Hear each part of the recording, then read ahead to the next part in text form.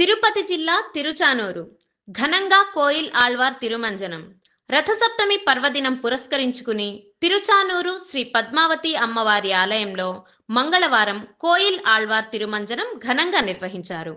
అమ్మవారి ఆలయంలో జరిగే ప్రతి ఉత్సవాలకు ముందుగా వచ్చే మంగళవారం రోజున కోయిల్ ఆళ్వార్ తిరుమంజనం నిర్వహించడం ఆనవాయితీ.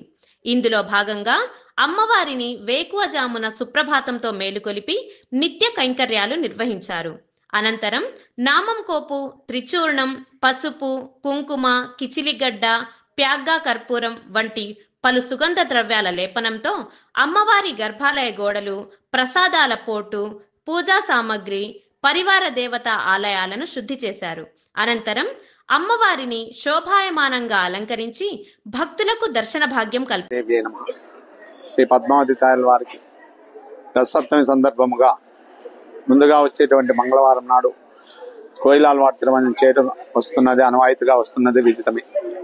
ముఖ్యంగా ఈ కోయిల్ ఆళ్వార్ తిరుమంజనము సంవత్సరమునకు 4 మార్లు నిర్వర్తించబడును.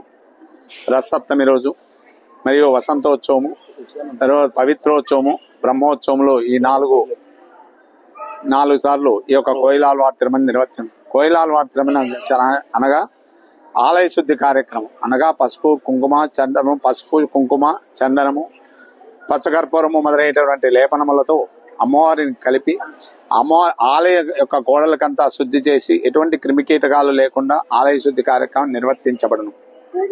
ముఖ్యంగా రథసప్తమి నాడు విశేషముగా అమ్మవారు సప్త వాహనములలో ఊరేగింపు జరుగును.